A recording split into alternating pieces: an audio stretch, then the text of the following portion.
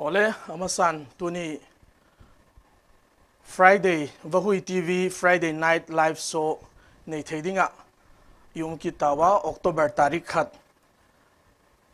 live show nei theki ding yum tak zikun hun phale phat phai pi ma se penin lalpa chu lo pina changhen la tuni I guess ding wi hi aile Mary Vaiphei gospel singer Vaiphei laka la samin thang tak pathin chohena saklama min thang tak khat host ding hi wa tuni hi ikipak om mama amale studio ahung tung theita ama chung le kipak thu kawa gena ama san ke hung ki introducing katin ke hile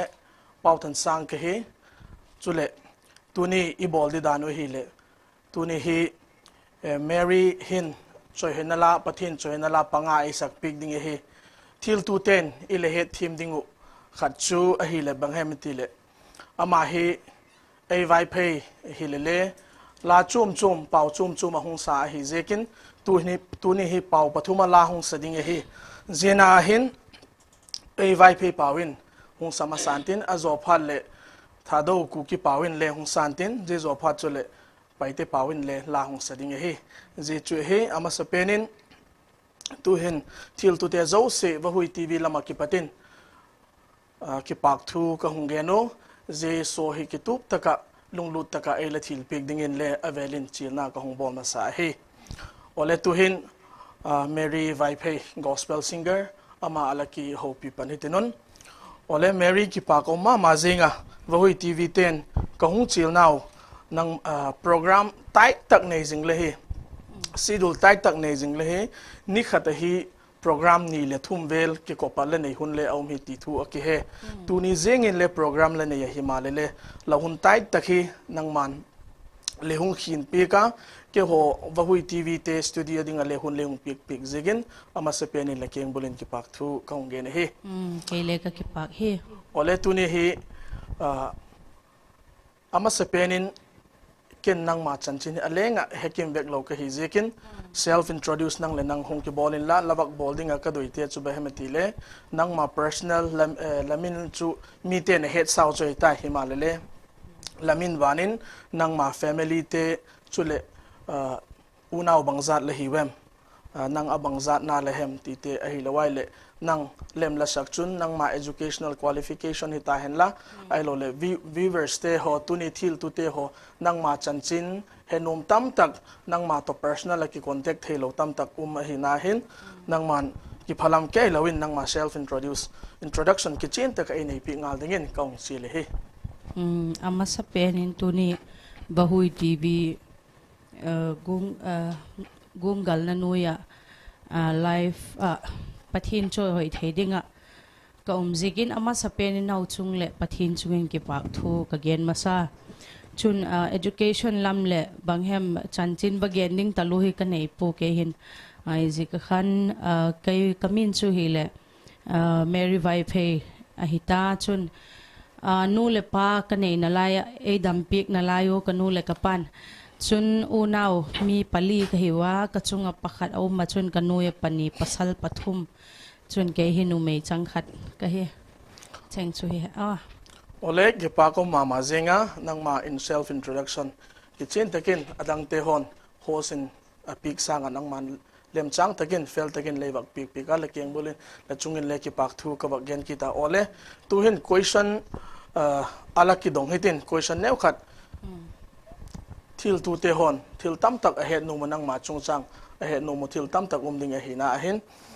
question new khat ala ki dong hitin question pathum pali vel ki dot zo phal le la khat in ala lu thetin chohen la khat ila sak pikin letin ole tuni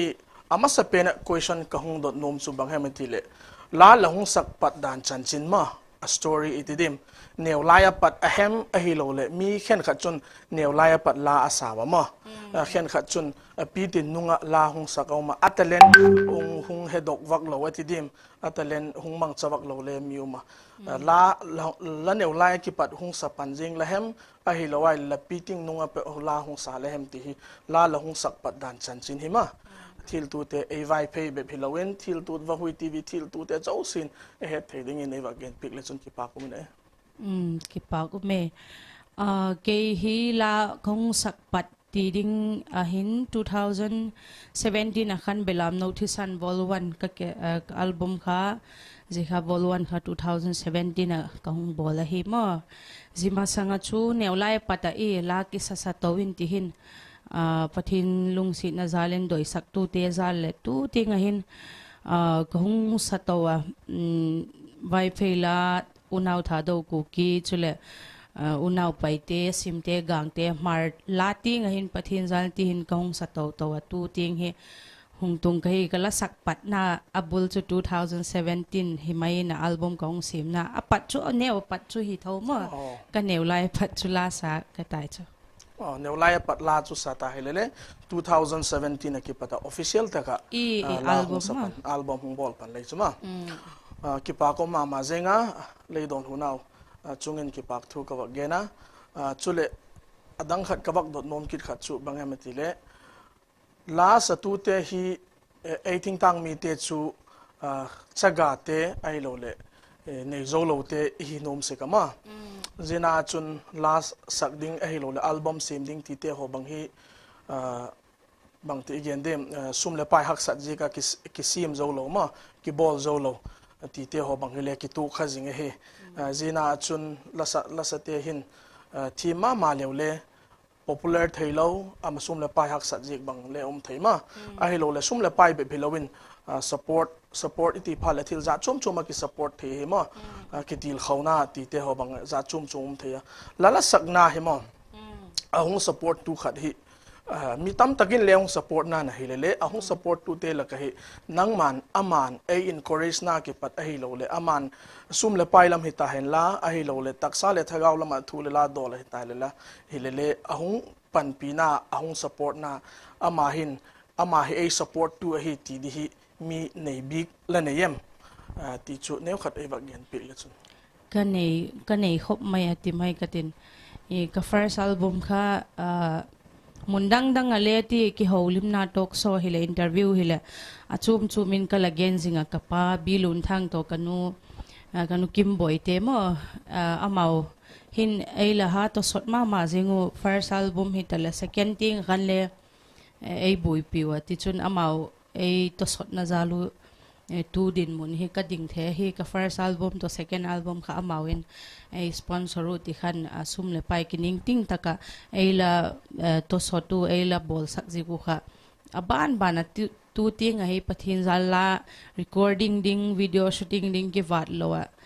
kom theinai amawin abul eila phut busy ko hi ma adang chu gening tam pium le amaw hi ke ya ding a chun ama sapen le hi chun ka het mil thailo a hi amaw te gel chungin let tunta ka ki ho na chungin amaw chungin le ki pak thu ka ba gen nga la hi ole ki pa ko ma zinga pa bi lun thang le ama family te sponsorship na noya first album second album te ho ki tup taka long sim theya amaw te ni ile het jing tak sagolin gam le nama dinga Vaiphei namsung adega Vaiphei namsung madinga nasataka hongki pedok chule sum le pai se na hita hen la thil za chum hongki pedok hi wa pathini nama te ni le ama bana le ama puizel hen ti chu VaHui lam akipat le doi sakna awak kilan ngala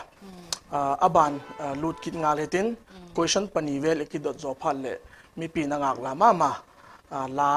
choi hen la khat sadingin mi pi te alakisa thil dingin alakisa win la abana question chui le bangam ti le la bangjat mong la record dok te em ma ai lo le dana khan chu first album min chu la honggen ta official tu lai chu YouTube album la som le thum vel ni danga kisim gola kisim ti le umbek to lawa official YouTube upload ki bol ti ho vel le hitama YouTube upload lo bol do zat hi official tak upload lo bol do zat hi bangjat vel tem chule record lo bol zat hi mo a chat hetakile chunle bangjat vel tam ti ho he le yen pik theidim chule video album future release bolding ai lo le audio recording hisa ma ti ho bang hi bangjat vel tu hin le neyam a chet chu a het hak ta mo mi gula chu ka fasatam lom pu hin la atam tok thota ti mai katin นิ่งกุมVA ใจละอวดชักขันกลาสักโดค่ะซาเลสมทุ่มว่าเลยตามา130 plus เอตาจะชุนิ่งกุมหิตามานิ่งกุมหิตาตุกุมมาหินเลตั้มปีปะทินซาเลนดันกะเกนกูละ recording ball เสียงเหล่าขปินปะทินินมัลสมนายปีจนsponsor บอลเจลูติขันไล่เปเตขันติค่ะกะหุงจีโตตัวตู้นี่ติงหินลาหิกะเฮ็ดดานะจูจันนี่หินไหนทิมตานะกะกินจากดานินหิเจ็ดจูกะเกียนเทปุมะจันนี่จูไหนทิมตานะ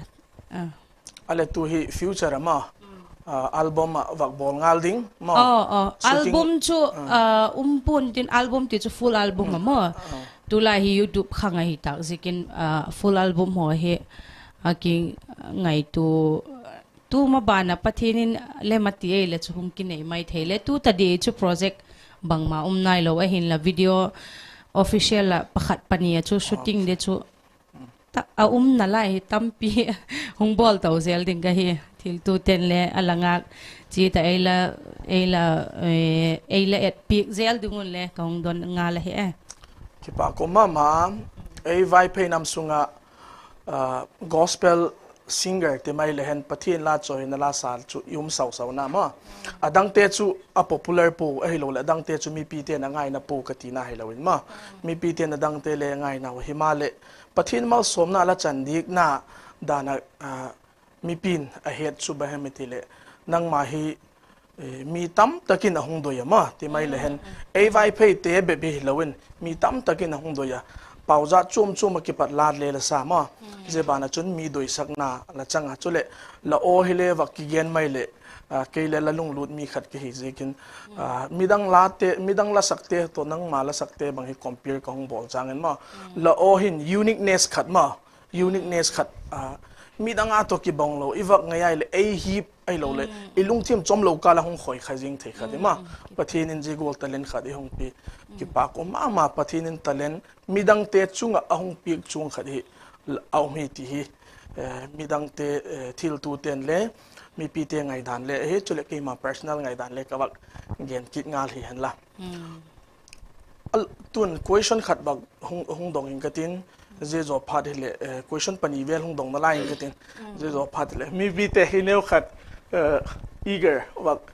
ดูจากสักเดียวพอติดมาวักงานลาสักเดียวพอติดเจจอพัดเลยลาไปแบบดิ่งกิสาให้ตินquestion ขัดกิจสุบังhemเลยsinger ละก็เห็นมั้งนังมันละไงสังบิกrole model type นังมันละนี่มั้งละไงสังดิกเอาแม่กัติน่าจู gospel singer เคลกัติน่าไอ้ปุ่ยมั้งละสาเตจูละลุงลุดมีเต้นละเสเตจูเอ็ดพาไตเลยperformance ไอ้เราเลยvoice มั้งมาละสักดันตีเตะหัวบางทีตั้มตักอีไงสันนะเที่ยวมั้งโอ้บางมีดังอาสังอ่ะมั้งหอยสักโจกมเทติกูละค่ะน้ำหลักเลยเทมั้งมีวักติเลนน้ำหลักอิติพาเลไวเพย์ส่งตีตินมีหลักอิติพาเลเป่าอีกเหตุปีเตลักมาจุเลเราตากินเลยplayback singer จะจมบอลลีวูดเห็นลังเราไว้เลยฮอลลีวูดเห็นละซับเตล่าหอยเตียงเห็นเลยมั้งลัสสาอามาให้จุกันเนี่ยวักกิปตะกำลังไงสังบิ๊กอามาจีก็ให้กำลังสักนุ่มนั่นลุงทีมนั่นสันหอยมั้งหงเปียงตัวไก่ตีเทเจโกลจุเลเนี่ยแนวปัดตีล้อมจูไอ้สามปูละก็สักปัดหินเก่นกปีเดี๋ยวฮิกันไหนปูมัวประกอบปีจุ่มกันไหนปูละสัจจุ่มเฮียบ้านก็ง่ายเวกฮิเลเล่อามาขัดทีมก็ใช่สิค่ะประกอบปีตีนายปูตูจันไหนหินอาจิกจูละสาขัดอีตีจุนละสาขัดอีหงฮีตากอีจุนปัดค่ะบางแห่งตุนละสามีตั้มปิวมาฮิเลเกี่ยขันจีลาฮิเมรี่สักไอตีมีน่ะเฮ็ดอิงเทน่ะดิ่งหัวยูนิคเดียวมั้งโอวักในชุ่มเทน่ะดิ่งชุ่มมีก็วักกปีปัวเกยละเกยก็กิจิลฮัดมั้งชนละสาชุ่มฮิกง่ายมีโจฮิเลซับเตฮิเลชนไปเตไวเพย์มาร์บอนินละไงฮิเกยฮิธนุมมาเกยอสักสร้างเลยละไงฮิกุนชูโจก็ฮิมั้งคุติตะกะอามาก็วักกปีเห็นไอ้เราเลยอามาให้กับตัวไหนตีดีกันไหนปูหินละอุณาวมิโซเต zoram chani khu ka ngai sang ma o ha ta chun performance a hoya ama khu ka ngai sang pen hi tika ki pa ko ma je lawa ge na ki pa chu kalung thi ma hung kilang khat nang ma comment na khat kala het kha khadoma bahemeti le interview na vel khadem khada ka ngai do kha khile kilom ka sai kele nang ma ngai sang pol ma nang ma big fan khat ti dan ka hi je na ki pa chu la khat ko chum labu khat ma khat long sa je la sak chu lalpa peng kul ma je pen khanang man ko chum mi pin ki tuk ta ka isak gol lo de khun ma neu khat a kai dan ho neu khat long thenga tweets long bolama je kha nang ma version ati mai hitin ma nang ma version la hung sa je ki pat ka het khil lo hele je ki pat khu Mary is someone special ma ti gola min ong het golin kawak gel the ma kan kawak he doka je gola khu na gen gola chu nang ma originality ma nang ma lahi na mong min nang ma uniqueness khat identify abak bol jeng the di pen khat khama labak sak do na kha ji kha heading in ka ging cha dan le question khat ji chu ka gen nga la le hung dong ing ka tin ma khat ka bak dot be nom khat chu bam me ti ai le la long sak na hi ma 2017 ki pat khala hung sa le ta chuma ale ji la sak na ki pat chu tu ni ting hi chu popular takin la hung sa hi le la sakti la kha chu ala popular jing lo mai thele chuma hi le min Mary Vaiphei gospel singer tia popular taka omdan chu debut ti de dana ma je go la nang ma gospel song chu ki dong de le chun bang lagen dim bang je la ka sakna ki padakha hit hin je kala sakha je ki padakha viewers ka hawin so le mi appreciate ka chang ti hi gen de le chun bang la hem I dana lawak gen lalpa pengkul khale a hi tho mo chun ji kha chu ke vok zo nai tak tak lo tu din mun tiang a hi mo hi le le ji pa na pat kha unaw tha do pawa ka hlenge ti khu pu sila zar moi na phuk tha do version in ken ka hung sakita ji pat kha mi pi te doi sakna le ala kha hing bo ka pathin ina mal som ji kha hin din mo ji pat kha hi dewina kati ken le mo ladang dang sangin ki pa ko mama thazing la pa la performance kama lalpa pengkul zia la performance ka chu blockbuster ti theide khop hi la ken kala mu khare he ole ki pa ko ma question khat wak ngai din wak ki dong hitin je zo pa chole la lu ding he ma la sak hi pin ken a thim samong mong la hem a hi lo le nang la ki zil ha na le apang tho hi la ti no mem apani ni to 50-50 hi mo azik chu mi akizil ko ma thim le tama a hin la ji chule ka hi deu pu ke chu ti vakizila bahem la music la mong bazil khale chu ke pu hi le kanu le ka pa akipata hi ai lo le ka pi le ka pu ki pati hi la lung lut mi ala ki vok sang zo lo ai lo le ala lar zo lo hi le ung le ti khan anu le pa pi le pu khanga ki par khan la ala lung lut mi le la ngai nom la sam ut mi ka la hi mi mo chun ke ka hi le chu i neu lai pat la ka hung sa tawa ti khan ka hung sak to to we le dan na ka wa gen go la khan mi sak dan ho le ka Angela chun ke thim na to ti mai ga mo ken ka het sa to mi a kha to khong be je le chu ti gol kha kizil le hi azo pathinin ole pe him ma pathinin ai pik him le hi tho chun kizil le hi tho ti gol khai cha ole ki pa ko ma zenga lazil ki ti hi me tuni Mary Vaiphei ki pata Vaiphei ade ka Vaiphei laka khang thak la saten i heading a poimo ma khat chu hi le pathinin talent ai pik hi la sak theina talent ai pik hi takin le je kha thim tak ka hi lowai le mi satisfaction ngai tu te satisfaction tun tak na ninga chun mani kizil mani ki soi hi apoi mo ma hi ti le khat i wak he ki do ole tu hin mi pin ingak la ma la khat alangai thading hi wa zela hi recording hi pan milaka ki sadok khanai lo la thak lik lek khat tu ni hi ama sapena VaHui TV te wang phat dek na in kala VaHui TV te merin VaHui TV viewers te jo siding a dedicate abol ti na alala hitin kabit na long kiti hi zela hi alangai ding he ingai thang masangin zela hi kuna si mehem alapu ku hem akai lakai sim tu hi ku hem ti te ho a music hi kuna bol hem ti te ho hi ne cha eva gen pik masakin tin je zo pha chule lai hong sak pi ngal ding he kapit na long Krista hi ti hi la thupi chon pastor khambung in asi ma hi chun ala kai le ma bol hin ka he recording ka bol na hi le es how pu kinga ka bol hi chun zila hi recording ki zauta chun video hoi shooting ki bol nai lo hi chule tun tak huna hi ken le live ka sak do ma sak pending a hi zikin sak khil na le hung mai the chun ala hi ka bai heart pu le he thim mulang phone a la zik hung ending ka hi thim lo nem numa ai lo le bang hem flop thima ka hung kha kai le lung se takinai le he thim dingun ka hung don azik chu tu lai program hi le la khum ding shooting ding pathin zal atamma mai itak sa le agi ma chun olam hile la doi gulo du thu sam hung bang lo ding hi zikin thil tu te amasan langai thim naw le ka hung don kit bo ka hi pathin min lo pin dingin ka bit na long Krista hi tila sang ka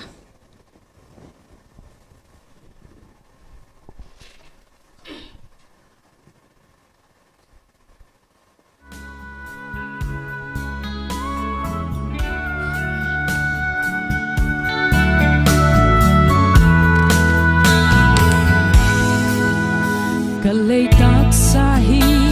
zong hal yai yai male kasung lam hinna hini sinin siam thakin a zel hi ka na puan buk hi suk sia din male ka hinna Krista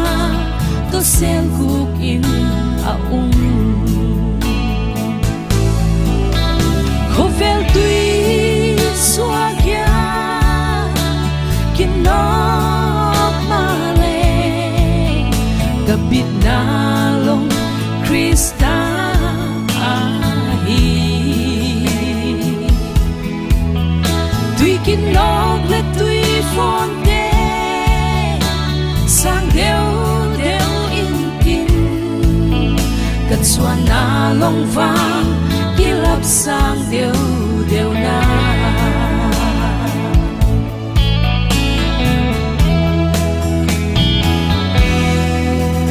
lầm rốt rốt giang ma linh lệ trao điệp quang ca mù bùa linh tha ra in khó vel ha sat na khel in leng in ca lalpa ging ama ging ate zong sia chu khovel boy na lakin dom sa ina khovel tui swagya kinok male kapit na long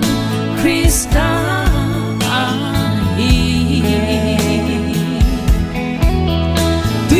nog le tui fonte sang deu deu in cất xuân na long vang kia lấp sang deu deu na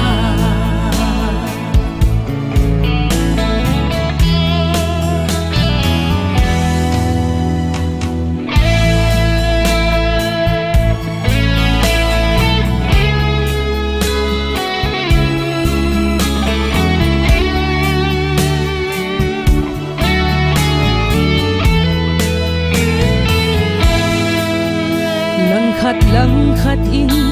hắc sát nan e toam se lung zin le suken thei in ka ma le lung ke tiak lo in ka thok kim na neo cha te mit phet ka be ding hin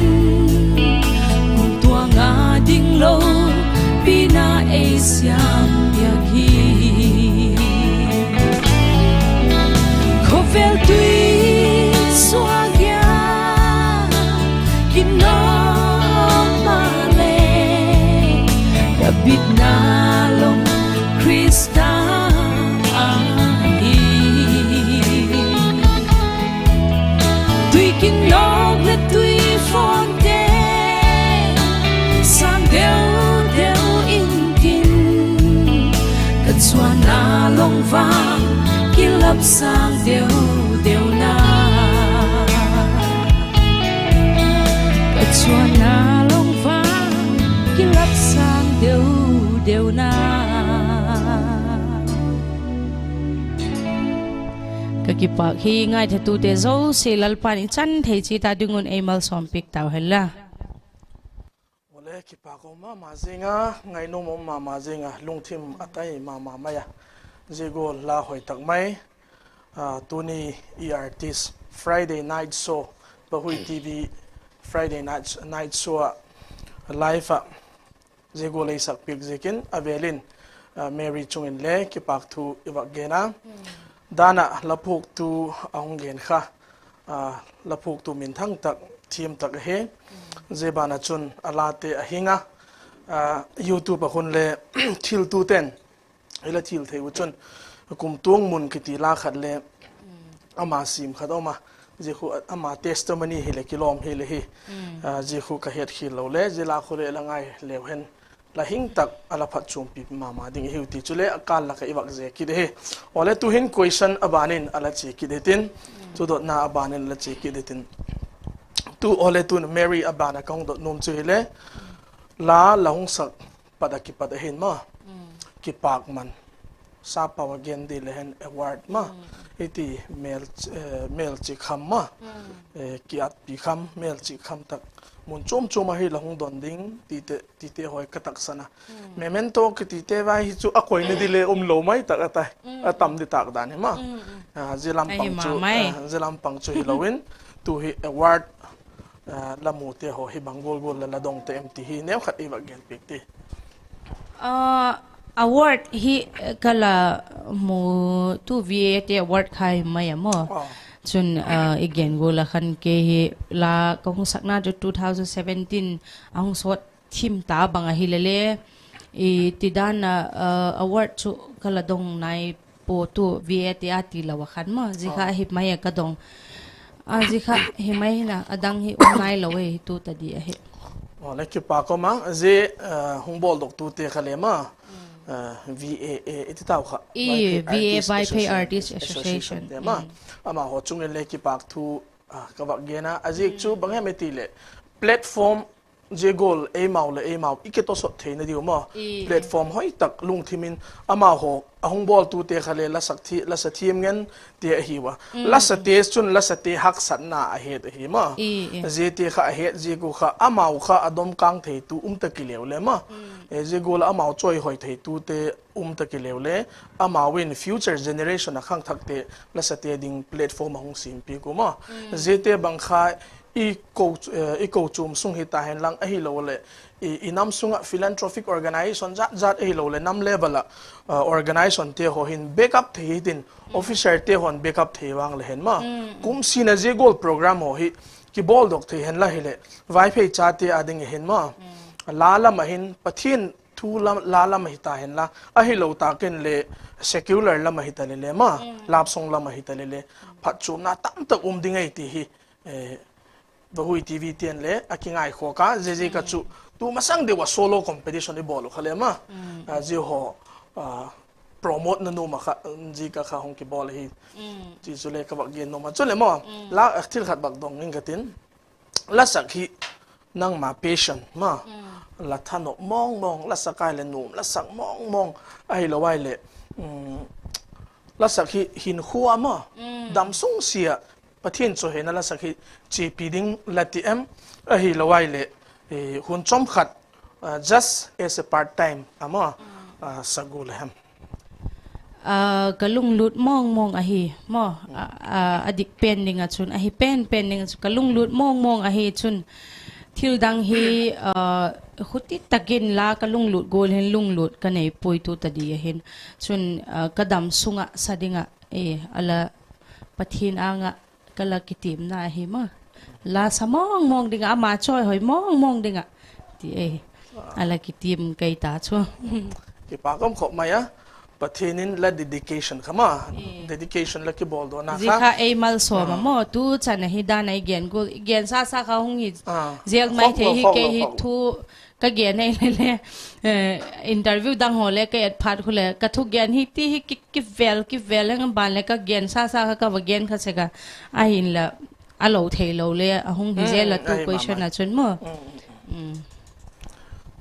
เจ้าประเทศนี้เทียบหน้าเตะจุเลยไอ้บอกกันเจ้าบ้ากันจุตีตักหน้าตัวมาตีตักหน้าตัวแล้วสักหน้าเหแล้ว performance อะกี่มัวเหมาแล้ววิดีโอเตะอะกี่นะ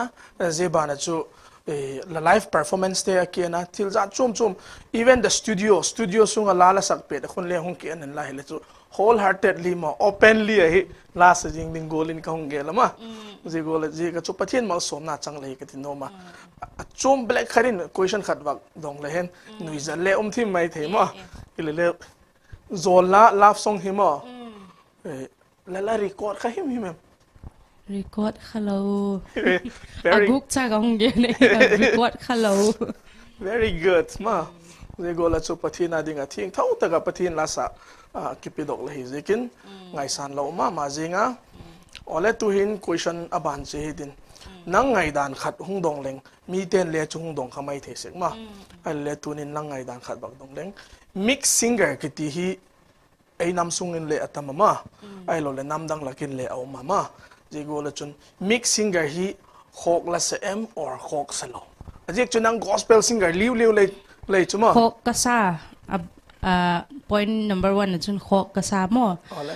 ฮิเลเล่กิดเจเลยตาจุ gospel singer อาจจะไว้ตักเลยมีตั้มเปียวมา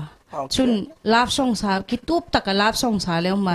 ฮิเลจิกิกาละคันเพียงทักดิกตักจุนบางทีแฮม gospel ส่งสักเหล่าดิ่งจิกาหิมายมั่วดังเกนฮิเลแกพูดจุนอาศัยอภัยจุกวัดติเจ็ดปุยจิกจุมีไงดันค่ะลุงเกลกิบังโลอิจิกินลาจูอาร์ตฮีดิสกูหิมาเลหิมั่วฮิเลลามีสุงจุนก็โดยสักดานี่กันโจลาอิจีเลจีไม่ให้ติโนไวเพย์ฮิโลกับว่าเกนฮิเลง่ายดมุนละโจลาลาฟส่งไอจิวเลจีไม่ให้ติโนกอสเปลอิสักุเลปะทินจอยหอยนายอิสักุเลกิตุบตะกินที่ขันอิจีนั่นลำลายนายนะขันกิตุบตะกินจีเลนจิจูเกนเกยมาโดยเตียลนายจูมั้งมีดังอาดิงกับเกนปุยเกยลุงเกลินบางมาโคกปุยเอจิกจูตุนี่ฮินังโซเฮมาเจ้าก็จูนังมาไงดันเนี่ยขัดกิดงเฮนังมันละไงดันกิจินตักละเกียนจูกูมานังไงดาเทดิ้งเลยปุ๊มาเจ้าจูเล็กเกนเนี่ยจากกบักเกอีบักกิโหนักกบักเกนเป็นนมขัดจูเป็นไม่ตีเดexample ละจนอิเจนเอามันนี่โปรแกรมพายสุงอาเจงเตไม่ตีเป่าโถเตที่ไม่เห็นมาไอ้ละไว้เลยโคลเตอินเดียสุงอาโคลเตนละอะไรสักดานุจูบังเฮไม่ตีเลยลาบส่งอาสาวะอังอลปีโป้มา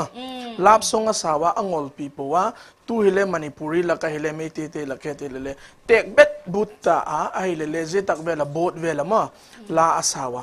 เจคูอามาวันเที่ยงเท่าตะกินลาอาสาวะกิลุงเสียลาอาสาวะ example มาเจจูอาซุมมูนาวเฮมาซุมเจคิปัจจุนซุมมัวอาอินซุงอินคัมมูเฮมาอามาวกิเมนตินนดิ่งอามาวอินคัมเฮอาวงอลปีโป้ว่าหินไอทิ้งตังมีเตเนวขัดลายงสักเทียไอโลเลเนวขัดมีไงนัดยงสันยง popular ไรเลยมาเจพัดจุเลไอเซียมตูปะทินไอโลไวเลไอมาไลน์เป็นข้าให้มีหลังงอลจิงยงข้าเสกว่ามาเจฮิจูไอมาวเลไอมาวอีกิเลสุกมิดกินน่ะเสกว่าเฮมาเจจูโดยมโลตักขัดเฮพอเลตัวเห็น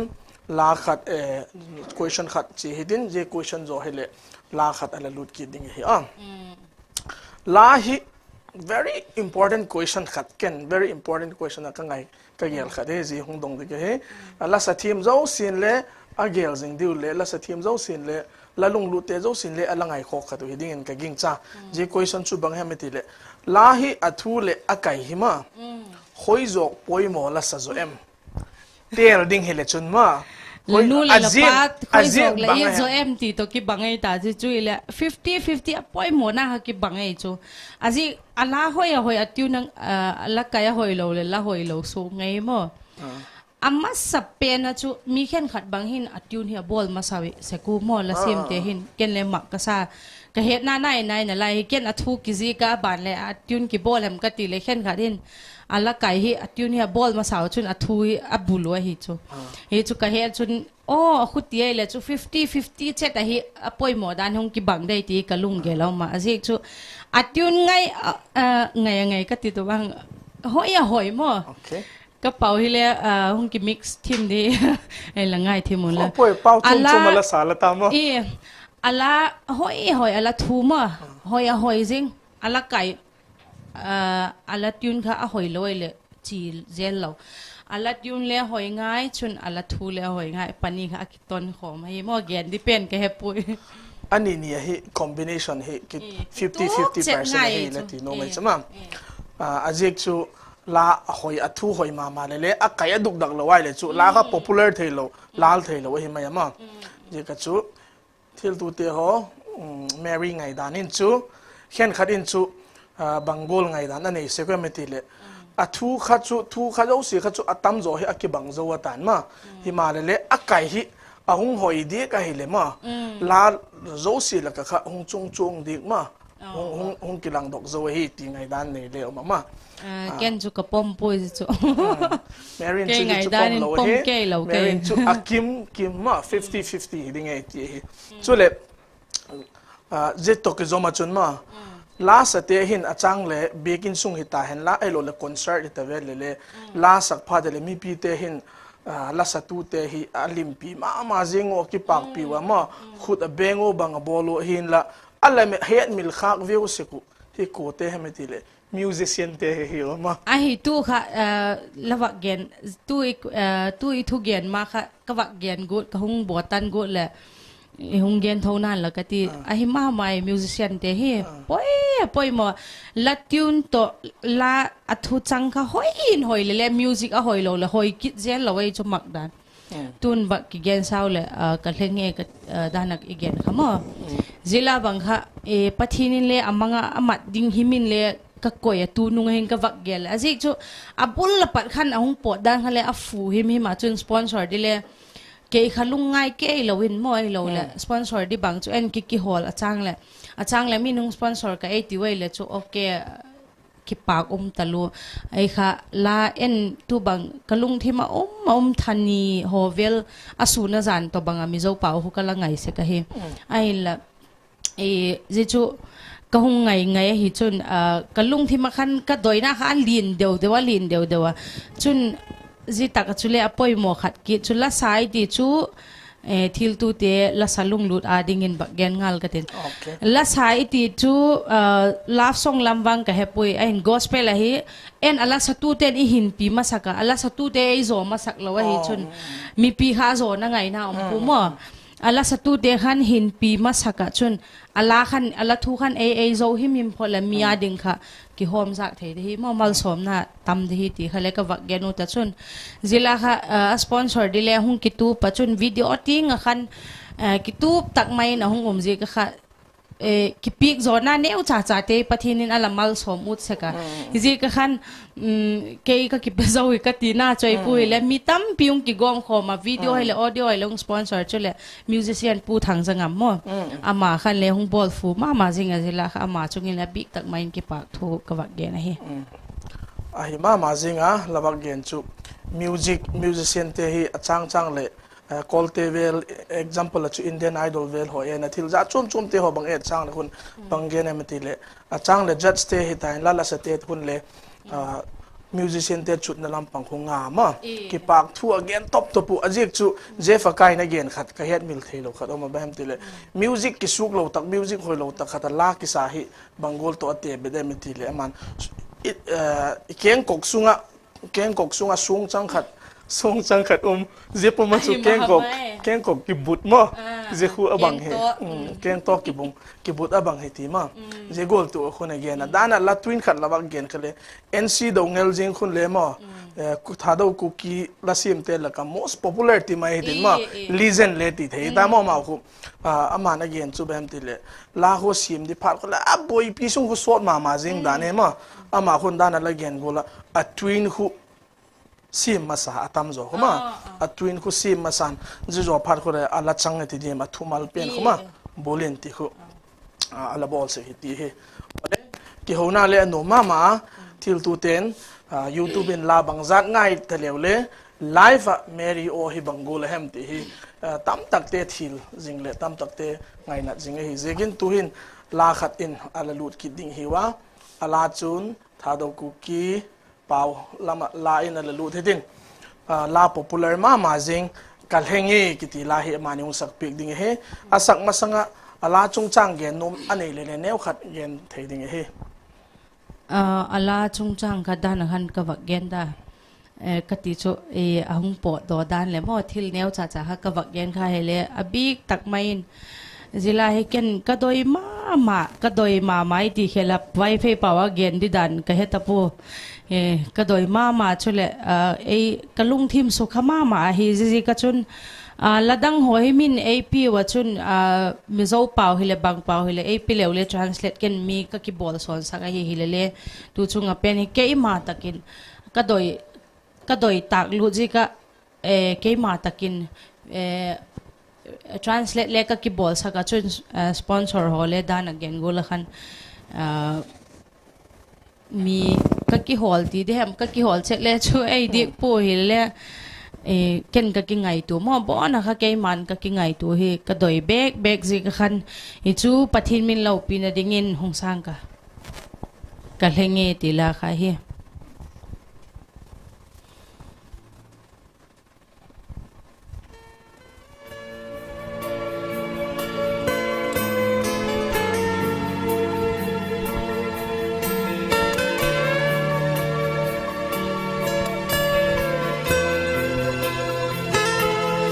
na thu hình ai la mon gì na o hình ai hát sa gì hi lei se go lu sang in cả ngày sang gió na ngày lu thu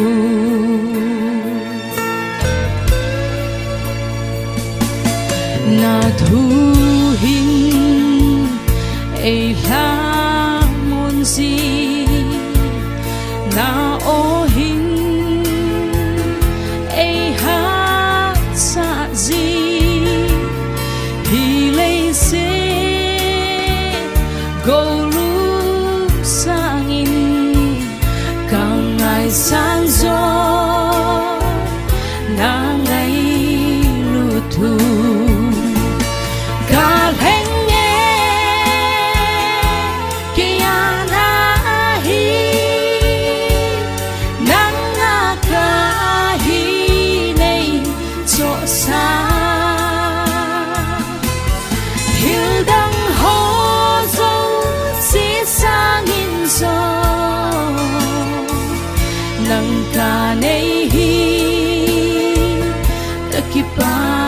Giêsu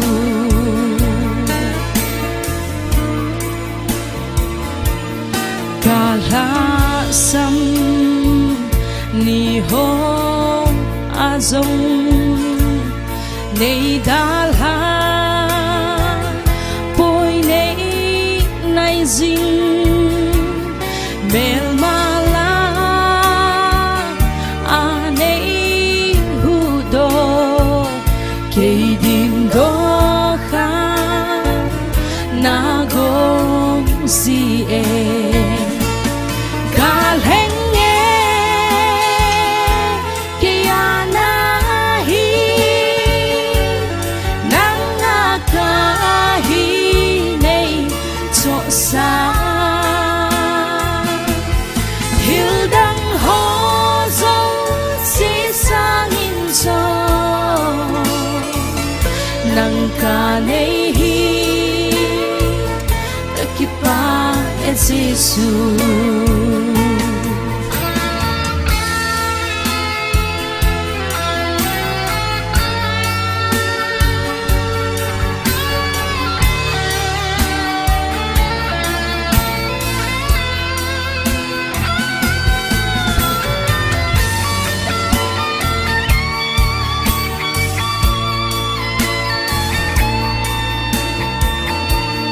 zo chat na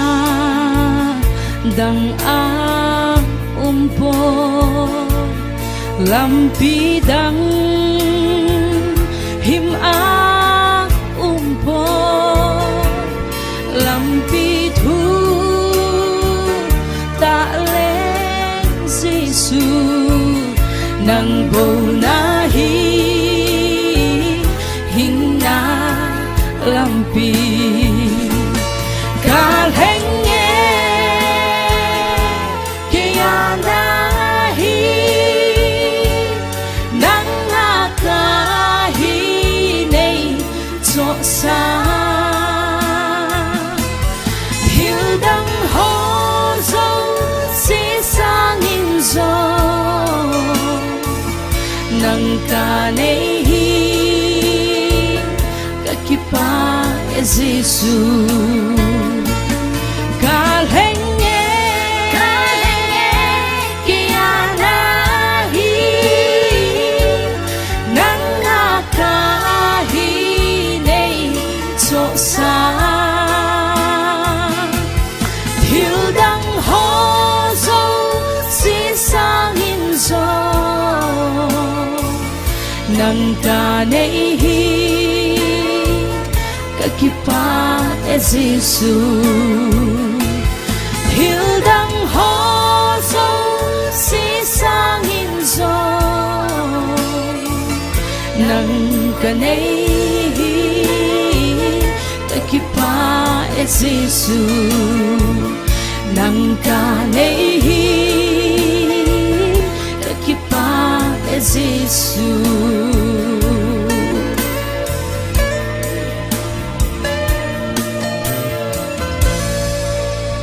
kipa ke lalpan lo pina chanta hela wale kipa ko ma zinga VaHui TV Friday night live show into te ilungdam ma dingu kinepoma amuna jeng te host to kele asanu sangin limzo golin kawak kiela zelahi ahoi ma zinga nikhat na sema nidang le ka le hethowa hilele chutilomin e la khoi po nikhat na ka sep nawin zelahi in nei pa chun atha ngai zinga asa chula Mary Vaiphei hingala alele ala sak chu thado pawe hi angai pa chule thado te hi Mary la sak aman je banglom angai no me bang hem tin zelahi kala ngai ken le ka hol do ka YouTube in ka hol do ka ngai nei le zelahi na satakin kay malung tim le asukha ma kalhengi ilen kha lal Jesu he ma lal Jesu teng tel te chu je ke la ki pak ding le lung mo na thanok kom lo hi ti chu thil tu ten I het ba ni le ewak het som zel ding in le ewak doya ole tu hin I hunu hi ala sot lam hung hitim ding hi ta hi jik chun question hi la kapai the pu ajik chu question atam zo hi thil tu te velin ma ama hona hong request question ti ho lekin question hi kala mi kala dong tho ma ama wen je hi hung dong ati ho gai je ka kha ki pai the lo ma ale question ni lut nga litin chom deu deuin ki don but mai ta hitin bangol la sak nop la sa em low note or high note or ma je go la ho hi lo wai le langu yo ma la chuk ma aho mama je go ho hi bangol hi sak nop la sa sak nop ka sak chu hila nim ta lo sang ta lo asang le mi gulen ka peng zo pu mo hila kele bang the ka ki het pu hila mi pila ga perform le chu la nim sa thei lo mi chu kai chu hile mi a khen khat hin la sang la sak le la zo hen la olin hen ai ti wa chun la nim la sak le la on zo hen ati le ki ta jing han kele tu hin khoi pe ni sak no bem ti le ka gen che the pu hilele la nim wang chu live performing ka sa studio chu asang chu hutilom lom la sang chu ka zo kit ka ki sapu mo jigol experience ka hila nei khem ma ina lucky prepare na vela chu la lucky hima no chima sang tho ta la ki het ma hilele mi pi la ka audience la ka laba din do la sak phale la ki khat nom ta ka la zo ti ve lom sik zichu โทมอละขัดินขัดเวเลยเอามาเขียนขัดอินไอสักเลยสร้างกิสามิลากไอสักเลยอะไรนิมตีเวลกิตุบทว่าจนมิลากอีวสักดิ่งจีจูเอาเนียมอาสารหุนตาในตีเลยอะไรสร้างตลอดค่ะตีเลยกิจเจละมอลาฮิเลอาสางเนียมฮิเลอะไรฮิเลอะไรทูเลอะไรไก่ฮิตีอากิตนดันค่ะบางแห่หงกิตุกเต้นละไว้ละติงกับมอละจีบเอามินตินจุนละตานไม่จ้ะละจีบเดี๋ยวหอยอีวักสักพาเตเลยบางแห่สร้างตะลูจูเกย์ก็โอเฮดนอตไวส์ก็มั่งทีมปุ่มจีคันละสร้างเฮขุดที่ล้อมเรามีละสร้างเฮก็จะปุยละนิมตะลูเลจูฮิโลเลอะไรหลักที่ได้ทำมอจูหนุ่มก็สเปนเฮไม่ก็คิดว่าก็มาquestion ขัดลุดกินอะไรเด่น popular singer ขัดละหีน่าตกที่ตัวนี้มั้งตัวมาสั่งเดี๋ยวขันเล่ไว้เพลละก็ singer มินทั้งเตะหัวโตว่าวิ TV show โล competition จัดใช่มั้งละปังเจโกลจันวางพาติไม่เลยเห็นมั้งมุนดังอะไรบางโกลจันขากละนี่เต้จัดใช่มั้งจัดสนามมั้งจัดเชฮีจูริสมั้งตัวว่าหุยเดียค่ะอันนี้เวน่าไอ้ตาอามาสาขาที่จำไปKBC number บางสายมันชุกเหตุปุ่ย KBC big กูชูมที่ไม่กันมั้งอามาวินกูชูมลินตักหิวอามาคัน solo competition ค่ะอันนี้อยู่จีคัน main judge ดิ้งค่ะในห้องจีลูกจีคันก็ว่าปังเทเลคันก็ว่าเกียนแนมนุ่มจนตัวว่าหุยเดียค่ะอปนินาฮิตุเลตาริกสมบางอินลำปัดเกลียคู่เราเคยจะกินลำปัดยังฟอนหุยกับเฮนเนมนุ่มกิตพูกับลุงทิมเล่เบย์วุ้งไม่อะมั้งจีดิ้งชุนเล่สุกนูพาสตอร์บิลินโซโล่คอมเพติชันนั่นดิ้งจัดดิ้งเล่ค่ะอัลตุงกิตตาดานไอจูอินลำกันนูเตียน้องฟอนมั้งดานักันจีจูฮิเลทุ่มเบนัดฮิตาดีฮิเลเล่เกย์ฮีจูก็เกียนง่ายเลยทิลตูเต็นเล่เป่าจับหน้าตัวเลยละเลยเป่าจับหน้าเลยละเดลซุยนัดดิ้งุน2 October ตาริกสมเล่ขัดอปัดฮีBangalore KWS ว่ากิมังจะดิ้งก็ฮิสิกินตาริกสมเลนี่ Youth Day ปะทินจะหอยนั่นละสดิ้งโดยสักนาหงพิวBangalore KWS เซนจิจูคัลสูดนิ่งก็กิสาทิลตูเตเล่เป่าจับหน้าก็ง่ายนะมาเฮตีก็หงเกณฑ์ชุนเลยเหตุเซลดิ้งุนก็หงตัวน่ะฮิสิก็ชุปังเทโลพอดิ้งอินก็อุมาโมสุกนุติอาชุเราเลยจูอัทุมเบนัดดิ้งเฮตายปะทินซาลมีโดยสักนาก็จังโตเซลละที่เห็นโปรแกรมอักอลักสุกตุขักเจก็อลักตาตุขักเจก็ติดทัวเฮมาคอมเพติชันเวลละปันนาหินบางเป็นฮีอาหงจัดสักเซกวันตัวอบุละ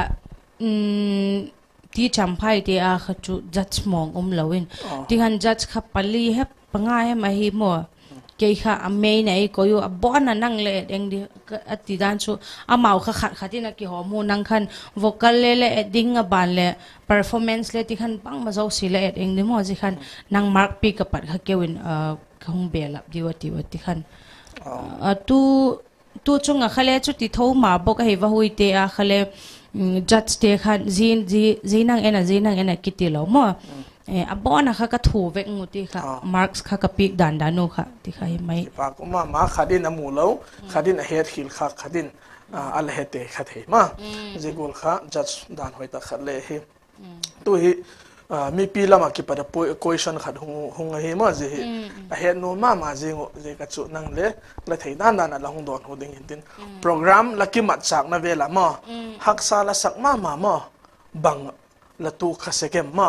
จะจุมีปีเตียนนั่นเลยเฮดทีมเรามาเฮเลเลยเฮดทีมแล้วเจกูเฮเลตีละด้วยฮักซาละสักมาฮิบังอะไรขักตากเลยจะจุบังเฮดิตุลำมาหินกลสักนาจูด้านไหนเย็นก็สดไหนปุ่มเฮเลตุลำละมาหินปะทินซาลินอีข้างโตตาวะไวเพย์เฮเลอัฐาโดสปีกิ้งลำเฮเลจุนไวเพย์สปีกิ้งลำไปเตะที่หินอีข้างโตมาตาวทิลปีกลำเล็บให้มีจิน boldan ithim tawa khuti taka va gending chu ka hepu zilam sanga chun ki pak zota hi kati chu ki pak zota ka vak tin ha chu ni dang khan banghem gendi neu neu chu tamatu nunga va gen do chi lo mo thil tam pi oma e kha e keule la satu tele experience na ding hi main tin zo pat khale e le hung ki kizil to hak sa naw kha oi hi tu bang hi izine le taka kha la question jo ka don ho khadio adik thawa tu bang izin do dinga le ji ka choi lo le ji te khu kha lo di ti bang mo thil neu cha le ki bahem atang pi aneu pena genin me bang chu idu loading iki he tai le tun iki ging lok thei chu la bang ham dor nek thei vel an to bak me ti vel ho pole mo thil neu khan ele hung ki experience to zel pathin zalen akhang to lam hiu bagening talum pui tu ta de hin ma ni dang khai le chu gen di tam hi tu he hun ji sa bagen le thil no hi ki talo khai sang kha i hat jok na lam i phat jok na lam khaหาเกณฑ์โซเลนมออีข้างโตเต้าตูสร้างเลยมาบานอะไรข้างโตนั่นไล่เจลดิ้งลัลพาในมัลสอมกันกี่ปากก็มาจุนขัดเจจุอีวักเย็นงานเลยนั่งเลยละหงเย็นกาลไก่ขัดเนกจากทูขัดออกมามีเงินอินเนกเทโลตีเลี้ยงไม่ใช่ไหมเอลเลอร์จิกอีตูขับเทเลกเจติกูที่ที่นั่งเลยนั่งเงินละวักเย็นหักซาละสักมาอุนสังเลยดิมาไว้เกยตะกันละตุนนิยมดิไว้มันตะกันละตุนนิยมดิมาเจกูที่ที่โปรแกรมจัดจุ่มจัดเดนำจุ่มละก็จีริงเลยหินายมา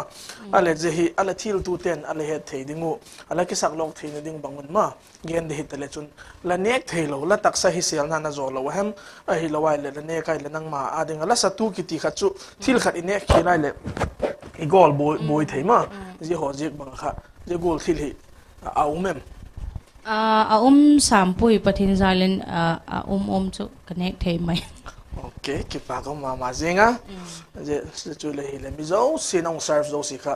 nang le accept thei de le ma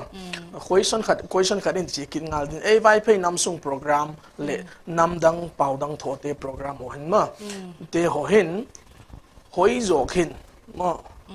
program la chang mon em invitation ma la chang mon zo em chule ku te la ka la ki ma chak le hospitality ma serving ei lo wai le ki welcome dan ki treat dan ti bel ma hospitality ko nam mi te ho hi eton tak la se ka ki ha ma na pen le unaw tha do te hi mo program le tama chun tuile ni sin to banga hi pathin zal mi doi sakna ki changa ki tai vel lang he ti hin pathin choi hoi na la san chun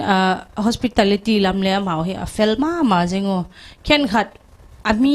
tama hi pha tu le ma hi a fel lo di le zelo fel di le zelo ti khan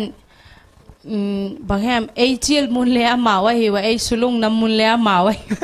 azik chu bang jem ti le soundtrack lam hi ze la hi mo tu ni bang chula i vak up lo te le dak kal khat le chi na lo heu track he na wa track ti kha hi jing ti kha achang le lung na chang bang tam azik chu bang jem ti le thot ut lo le bang hem ji lo mi tam pin hong gen pha tu le i thot siang lo le mi ji ka ke khan tu malama khan le YouTube channel la khan ka lagyan ta soundtrack hi adot hun he tiu ka i toy pu han pathin choi na ding la ma tu chu free ka pedok ut hi ma ai chu hung ki upload phale langa kon la ki download tun lang alamang iti le khen kha chu tun bang network hoi lo na vel kium a message so i mu hak vel hung lung na la ki let sakil khuti khati ei la ti dile dip set kit e chu a messageอันนี้ตามว่าตีหัวปฟังเลยอีรีプライมันเราว่าลุงนาตีเวลดิมเสร็จกิจจีค่ะไอ้สุลุงนาเลยเมาไอ้กิปากสักไอ้ชิลมุนเลยเมาส่วนทุนตาคนน่ะบิ๊กตักไม่อินว่าหุยตีเวลทิลตูเตอุณาวทาโดเป่าลำโถเตเราโดยสักนาซาละติงฮีเราหัวปันไอ้ลักปีนาซาเลยดบกลางนาซาเลยดบกลางนาซาลูiti gol hi din mon nei the ka hi ti le ka het zikin no ho chung zo sin ki pak thu le ka gen nga la hi ki pak ma je chu poi mo ta ka hi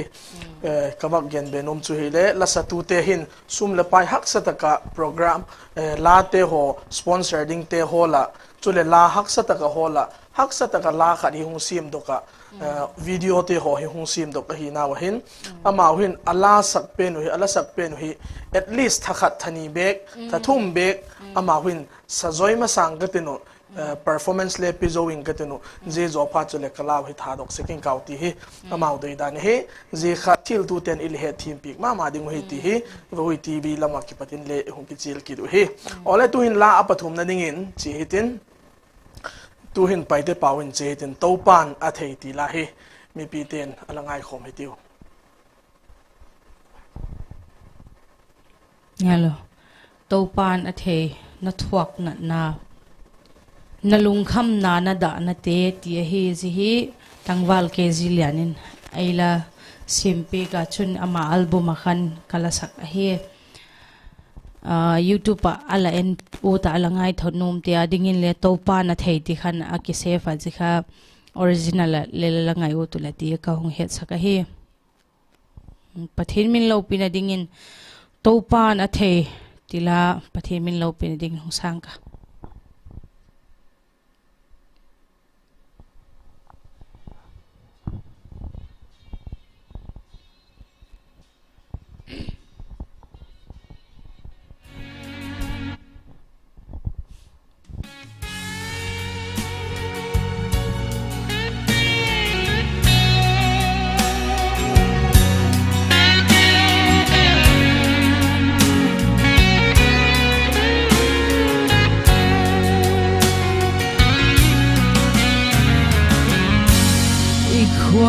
zina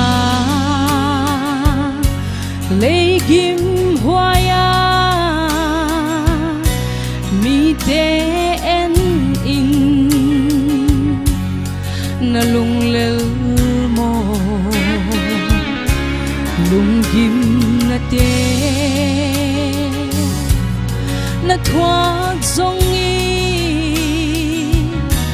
to pan hon hey như ngày kiến ô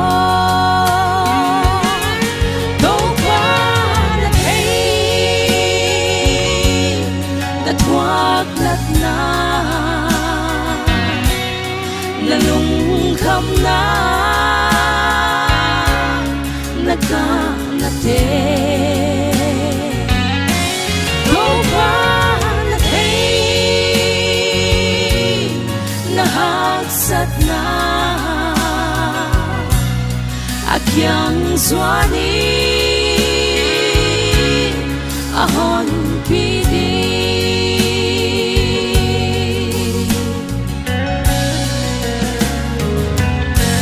na day thu sa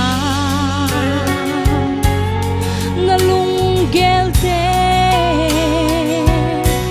tung sak dinga nanget kem peo naging ngam lo haksat na te to pa na thei ama belly to pa na thei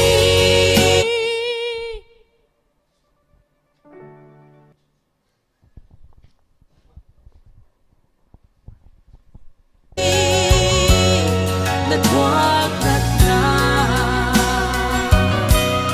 na lung khăm na ca na te đâu pa na thấy na hak sat na akyang zwani ahon pidi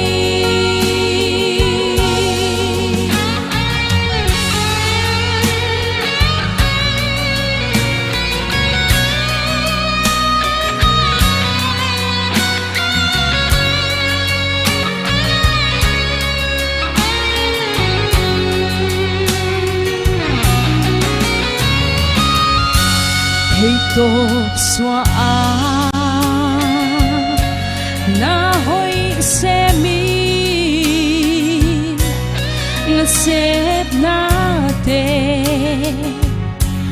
thei khak hi lo ho khak lo a na om hun chang tô pan hon thei lung mang kê tô pan na thei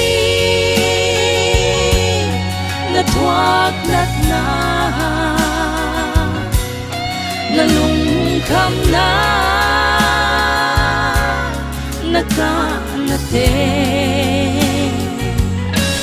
tô pan na thei na hak sat na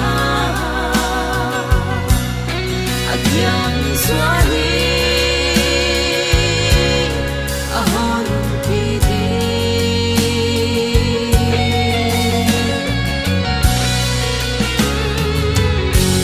lalom ite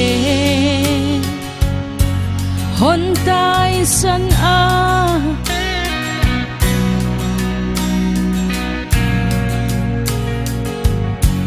hon nung at san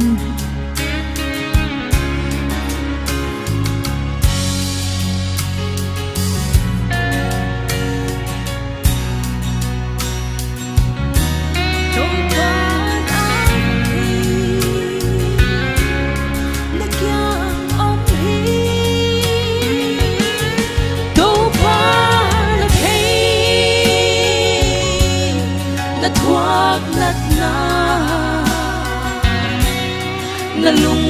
kham na na ka na te tô pa na thei na hak sat na akyang swani ahon pidi tô pa na thei na thoát nát na na lung kham na na ka na te tô pa na thei na hak sat na akyang swani ahon pidi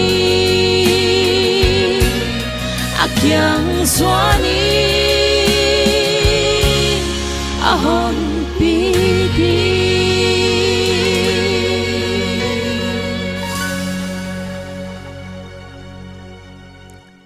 kakipak hilal palaw pinachanghan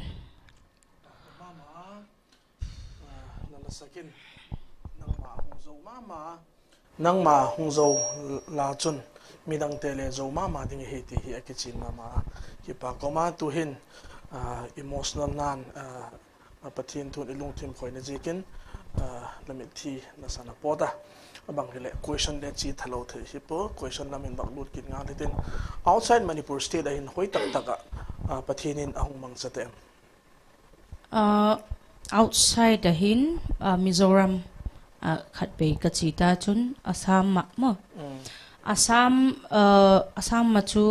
Assam sung hi lemon ni hi kachina kha pakhat kha chu half long hi chun khat kha di tok chera okay chun Shillong a le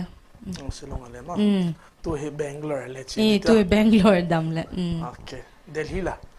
Delhi chu ning kum March ha ma kha pak lagi hoi loi pate khan pak lagi hoi gongal tu te loi pate khan au ge no hin la lockdown ho je khan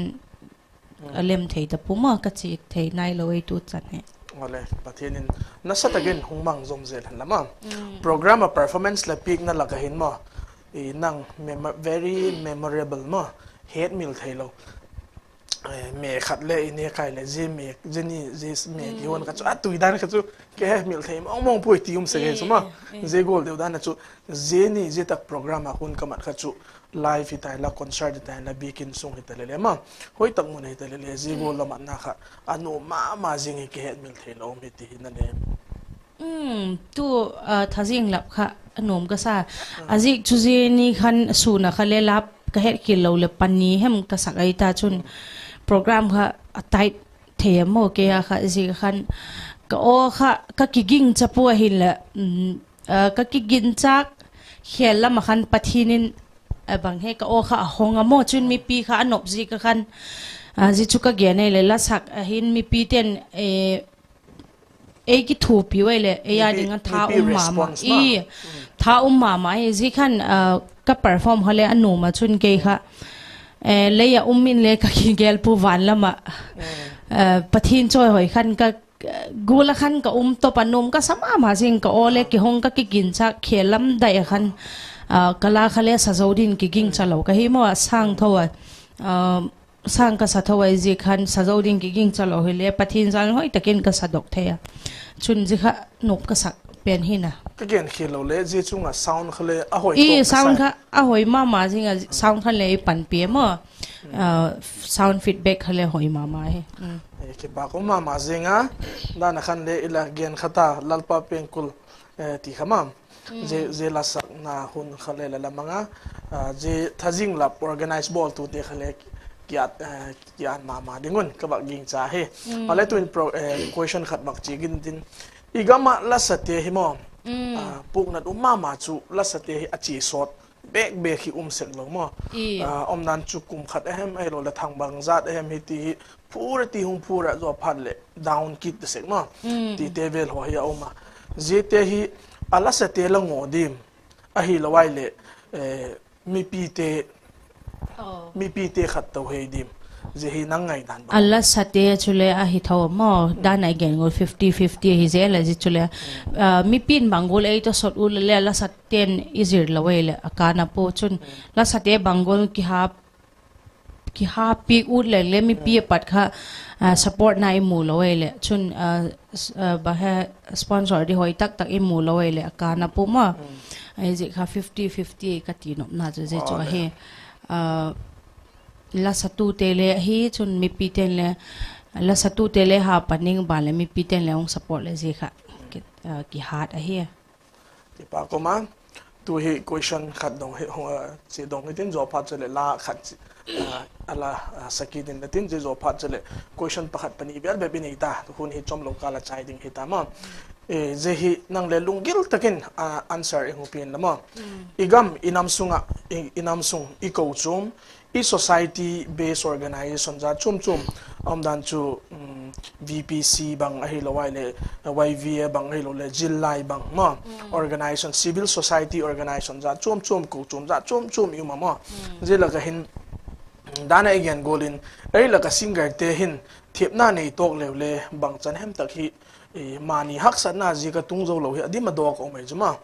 jina hi tu ka gen organization te ki pata inam level ma community te hon ma bangol hi khang thak tu la sa te adingen ma ball pick hen la ai lo le platform bangol hi sim pick ta lew ma khonunga khang thak te sa te hi mi tam tak thiem ma ngala la ala sa doctor lo wai ti hi i ahun aphat te ala ki chaya ma ti hi no pi upa hin khola mangta la lamboi pi zo ta lo ma ti bel ho hi ahum ding hi na hin ma nang la sa tu khat hi na in je hi a society a atasam hi ma je pen hi tu hi organization za chom ten nam sunga ten hungai khok lew la sa te ding in hu pachu minati hi la nem la sa te adinga phachum inati ka nei chu hi la ki support itile bangki ma khana i mai asum le pai choi pu pau kam mai hi le i ha sakamo chun easy ka va gen ut chu hi le nupi nau pang chapang tek sitting hi pa chat ngai vek ki hi mi hing hi ji chu hi zo lowin ei mi te hi hak sat na chu tun program tai tak banga kyum tun le i ole hoi man lo program khat bange va che le ila sak te kha mal khat isak khil le ala tep teu ji kha isak hoi tam pi la kha isak khil na kha la he thei ten se ku chun hi chu ka ti le i chu ka vak gen jing line la tam pi vak sak hoi na khat akisa sol a het sango khan mo ma hi chol lagi mai la me ei program hu ngai khok pik ji ki pak thu kha ki gen jok di team lo ni en le ei vak la team mi ei vak tiu le le i lung team no chu mai mo i sak khil le en le ki het tho chu le studio recording to tu live ho hi angai da di team nai pu mo ei mi te chu adik takin studio le live a ki hit na chu ne chawa gen le studio chu la ka iti di hule isa khile le ki record thak the hi vel som u le a studio nei te to ki ho the na kai le ji khan live yung ti phale chu i ball khil khale ka ti di khale mo iti khale mo kha hi mai hi ta mo ji khan live to studio kha a ki hit na umma ma hi ti kha ale he thim ta le hin mo tu ki pa thil tu ten le ale he thim ta le hin ji kha ka doi sak ma hi ji khan ki gen sit ki dem sit na hoi tu sangin tuin i thung thim deu taw ni dang lai ho te sang keu hoi ka khang ho hi ka wang phau acha panglam deu si a hung thak te hoi ka wang phau la salui lam te o wang kha ki ho pi leu chun gen di hau dinga he ke chu pathin zan ti lei wak toi chaku lei ko hi experience le ki hau nai mama pu mo e cheng chu hi lava gen chu adik ma zinga la ki ti chu adika live performance long peak phat le track a hong sal hi ba ma la lak man lo khak le le second man lo thet le le ei tai khel ta mo ai track khan ki del phat ta lo ai chu ngang lo ji ga khama wak ki suk mo kham bai lam khat ma jegol kha hi jekin ahin la performance ho iwake tai le jegol milaka la mol phona tivel ho hikimolo ina kelanga ma ti pa ko ma zenga jebeb chula halloween tu jegola ki support beb chula halloween example in organization dana ka gen te ho khan education ading anu le paten ingai kho ka coaching ho i bol pi ka jilai te ho mangchan bang i bol pi gol hin ma la sa tu te ading hin le or organization te ho hin tu VA te bang hin khat backup bu hen la ma ong backup bu hen la ama wa ki pa hin funding ne khat le the hen la kum khal le Vaiphei cha te adingin la competition ti ho bang ma la team icon idol team icon team mo tiel no ho bang le hung zeu sek le team ti chu ti talo he le thei nai ding ka koi mama nai pu mo ji chu thil khat i gen ni ngai le tu lai chu sumai ta thil pek lam khan i khang to nai pu mo eu he i chip talo ki tile mel sen tin ki phal ki tom mama mi ki phal i tom ami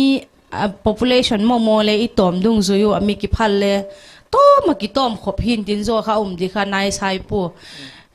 sang chu sun te bek hi ke ho loi bek hi ki mang chat sun te o bek hi sum le pai tha le zung ma pau kam bekin ma khat ve bek pau sap nan gong he ei wak ti leo o ki pa ka tha mung dei chu i sang chu Mary le khuti ti ngon he la chu tha sit ai lo le that be mo ki dinga khale nan gen go i wak ki pak chat tu ei le i hat lo na khale tha hong ki nei thakin zikha tu ala sate bek hi ei la tu lei to sot golohin ma tu hin ahoi mama ta dan gen gol ei to sot zom zelun tu lagen la high school kai te coaching la o gol ti o ka chu nai sai potalu tu i din mono I changka ngoi ka ti wang chu jo bol di zo kho pakhan theileng chu phatalu hi le ki thei nai lo mama de hi ji ka khan mo tu te be hi mi pi te zo sin la ahung ki saka YouTube hovel bangle ahung ki tha do ele share pi ko ti ngai lo lung sit dang main keo la sa ka hiwa chu la na sep diu ti mai ka le ki thu pi theina pen mo ji kha ala hechit hitino maban le ki to to zel hitiu ti ka hung do na hi ole ki pa ko ma taxi na sanin taxi na san le lanunga khi latang wali iti ki pak na lai hi jikin je kha pak chat ki ti hi ko ma sum và pia ấy mà làm hek na lo ikama ki pada pathin nei pi pau thaina ki pada je kam pha kha ima tai le mi na sataka ki son hat a hi na to ki tonin je kha mi pi te le mang thim chi dingin tu ni hin iwa ki chil ki da tu hin ingak la ma maula te la ka khat nang le ke ki ti hi je hi alangai thading hiu tu hin je la chu sadingin Mary hun pe tiu nang le ke lunggel hi pakai gun hi lauti lai puai cliff lun newen ala si ma hi zila hele e pe fu mama zinga min angai nom theu chun thil tu ten le la ngai nom ngai diu ka kine mo e la ngai thak pik dingon kaung do na he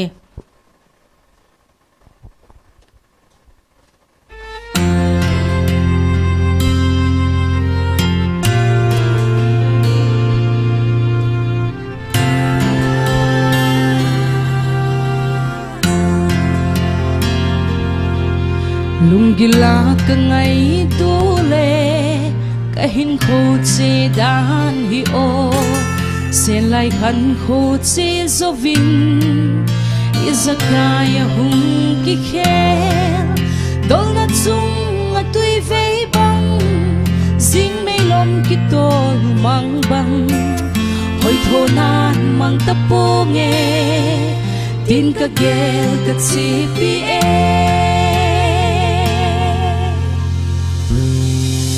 dong hoi mel hoi ben zong chu ni khat le hung chu lin tin yen he de dia zing ni no so la ma hung so nan te na i ben la ngai ben zong som la va hung mo loi ding thinung ki hom ho sang in dam lai ngai lut a pha so nang le ke lung ge hi pa rai gun hi lo til ki kong so si ki pa nan sui ti lo asan dan kim hiu hi tin chan chung a lung oi te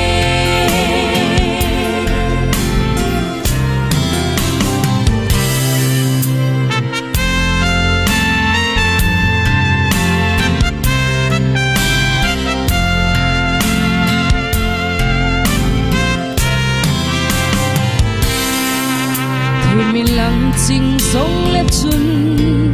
len Gisu na nei lo le na bol zo se pan na be Solomon in a se na chan chung alung oin pakai lung lam hon singin inel sa le pakai in sa bol na le hau na pul nang le ke lung ge hi pa kai gon hi lo til ki kong so si ki pa nan sui ti lo asan dan kim hiu hi tin chan chung a lung oi te nang le ke lung ge hi pa kai gon hi lo til ki kong so si ki pa nan sui ti lo asan dan kim hiu hi tin chan chung a lung oi te asan dan kim hiu hi tin chan chung a lung oi te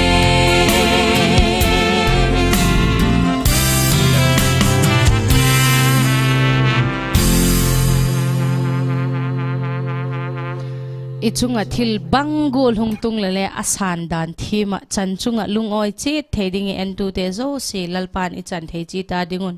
mal ei som pik taw hen ki pa ki ole ki pa ko ma zinga tu ilavak ngai thak chu la popular ma zing aman le amin than pi ma zing la khat he pathinin le amat chak pi ma zing la khat he thil bang kim hi ilak dan hi apoi mo ma zenga bango le chungin tung le aphalo pen le aphapena ikilak thei chun ji kha pathin mal somna to pi ta he ole tuin question pakhat pani beb kidong hetin je zo pha chule pathinin henai ma lalpan henai lalpan hezing lalpan hezing ti zela kha ngai tha hetin je chu tu ni jana dinga achaina la chaina hintin je zo pha chule ki vai thak na thu gian tin kon chai mai dingi ta je question hi VaHui TV thil tu te akipada question hong khade he bang je ka gospel la chau sakhel khel la hem ma jo pha chale second question na chu je question ki job na chu gospel la sakhin bang phat chum na lamu em bang phat chum na la ne em chun le experience ma le share pekin aji chu bang je khel khel la dang salo to pa gospel la khel khel sa la hem bang phat chum na la ne khat kha bangzi ka gospel la chok sal hem ma ji kha gen phot hiti bangzi ka gospel la ka sak hem ti le ama sapen chun appoint khat na ding chun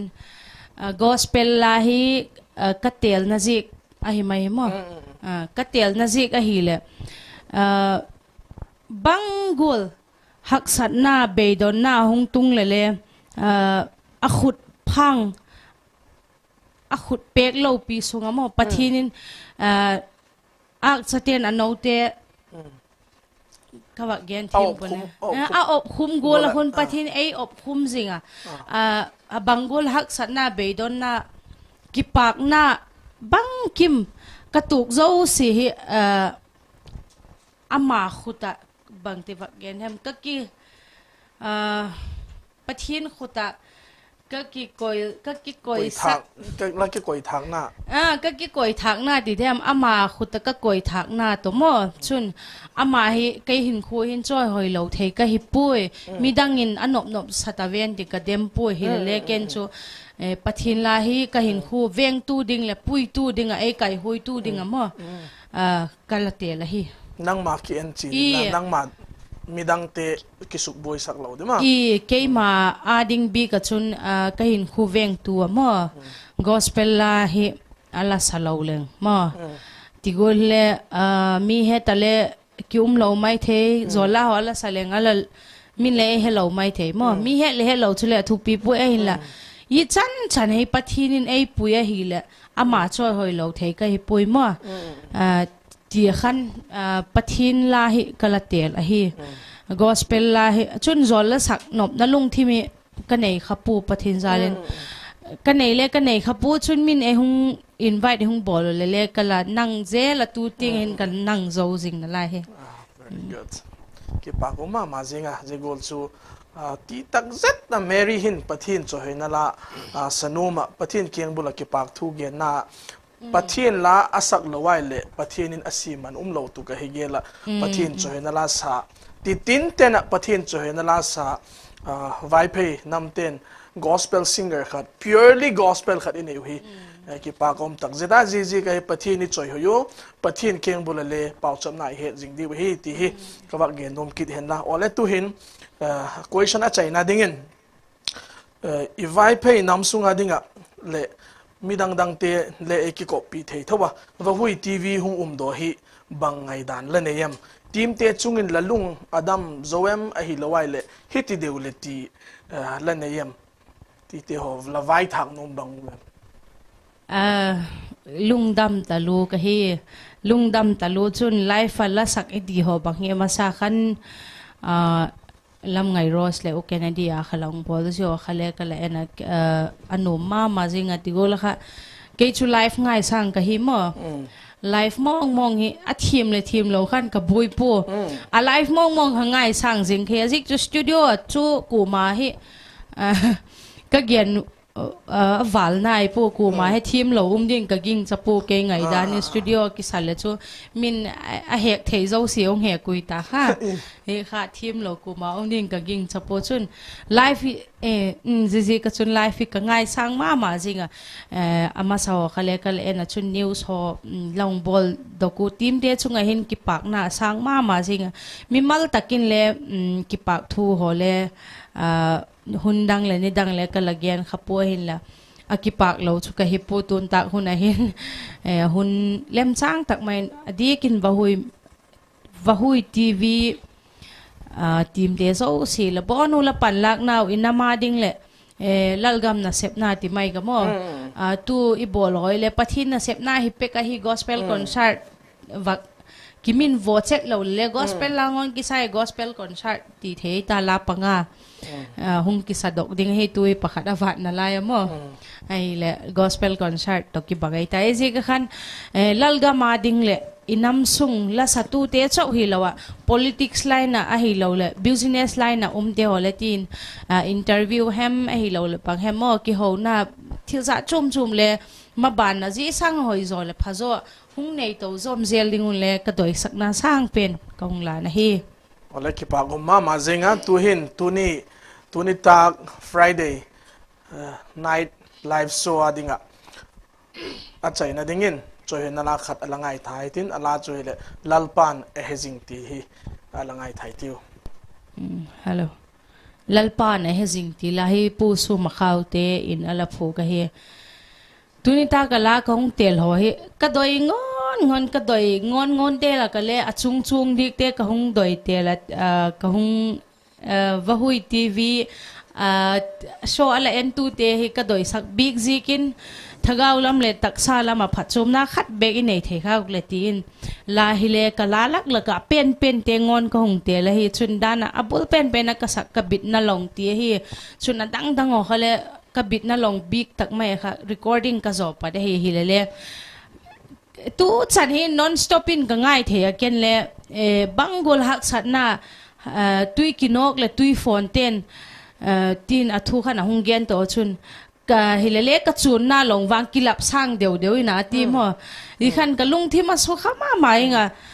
ging tu te hi bangolin hak sana khovel buim na kinok le I chun na long ha kilap sang dinga hi mo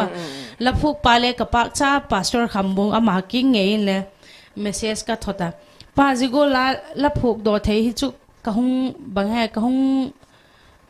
pak chana lom me ka wakti ma king hale ki pak thuk gen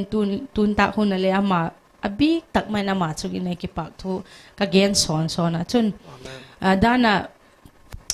unaw adang khale chu hi vek ka doi te ngen la ka gong tel ka ti gol khan mo le dana topa na thei ti kha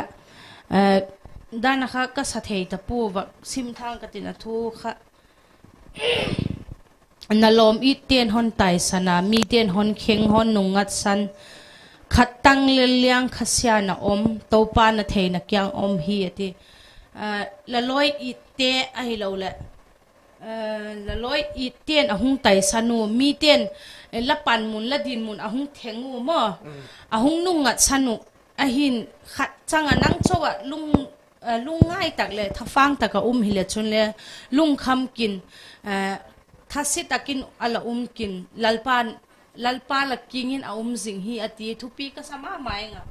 eji khanjila hi ka sak cheng la ka satum thei pu ai le ala thil tu ten le he thim dingo velin ka hung don ki ta hi tuin pathin min lo pina ding le VaHui TV gospel live concert ti mai tin mo ji khak na ding le hi ta ko min lalpa na he jing ti la hi pu su ma khau te in thim tak mai le nal tak mai e la phu pi ji hi sang ka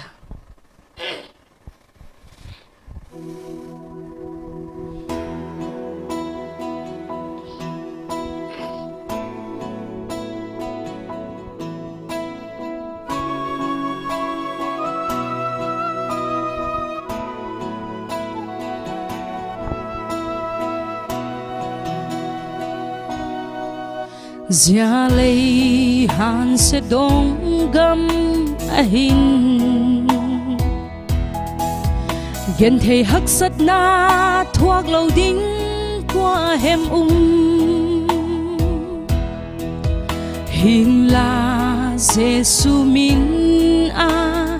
kal choya gen thei na thuak te vang chu mi vang pha chung chuang pen te a hi ve again hey now lalpa na het pia adot na khelamun lalpa na malso amu phak na khelamun lalpan apui singse atay san ngay him him po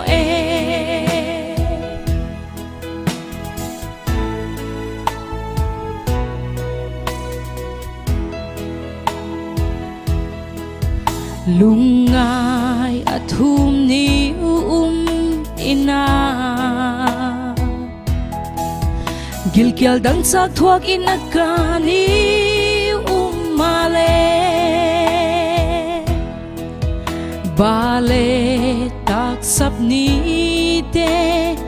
umale beidong nan tuam vel male malzol na asim selo ni umyei na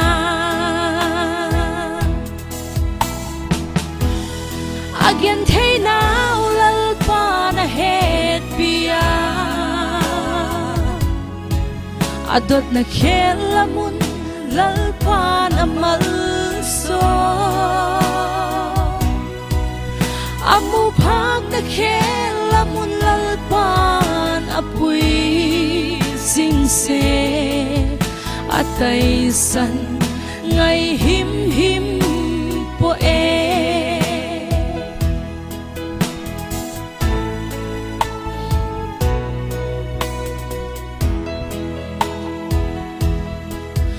Jesu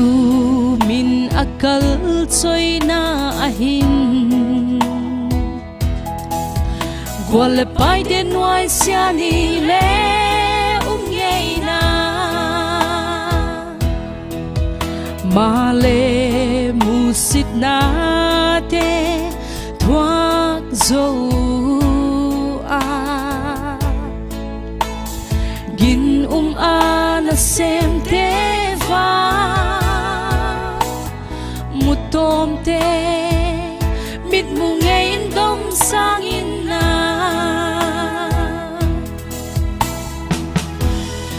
again thay now lalpa na het pia adot na khelamun lalpa na malso amu phak na khelamun lalpan apui singse atay san ngay him him po atay san ngay him him po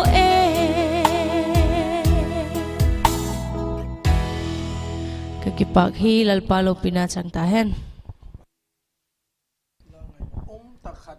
ei Vaiphei te mama in ei simpik iwak ngai thazawa pu khuma khaute suma khaute kai iwak ngai damon la ka wak gen khila pu suma khaute gol la sim thi mine hi ama la sim hi kenle kalangai juwa ama la sim te ho hi special na khat mo peculiar unique na khat peculiar hi na khat special na khat anaya midang te la sim thim za dang nam dang te la sim thim te ho ma la sim thim te ho sang ale a thim jok na hu midang nam dang te ki eng talo amai nei zalin mo ama chungin le ki pak thu ama la sim ho him in e tai le mo za chum deu jing khat mai zo mo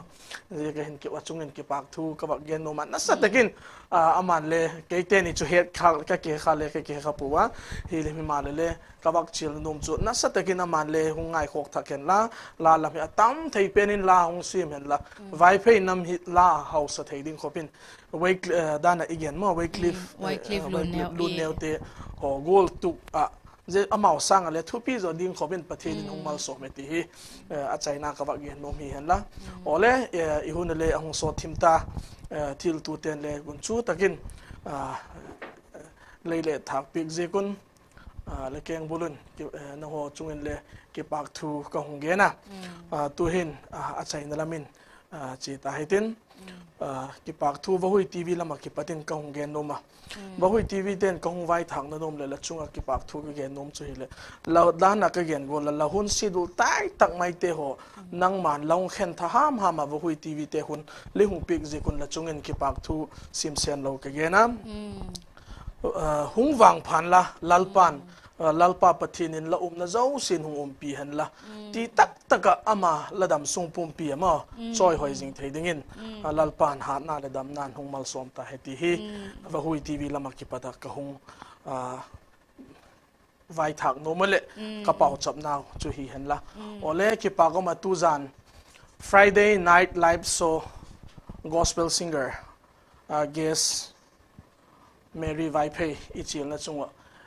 ama le hung pi ka zebana chun VaHui TV ngai na thil tu te ho zo se chungin ki pak thu ka hung ge na lalpan labon chawin damna pha hung pi hen la hung pi hen la VaHui TV te le hung khang to hen la je sanga phozo le hoi zo tam takhi ka hung bol do jing theina dingun pathina pau chamnan ele he jing dingun ka hung chi lo hi je chanchun tu jana merin le again nom tam tak again ta agdana again ho zo si kha ngai thatu te dinga kinga again le he ki pak thu ho le again ta avelin zila makhan lut talawin tu jana dingin live show je chanin ala chai hitiu VaHui TV thil tu te zo si mangpha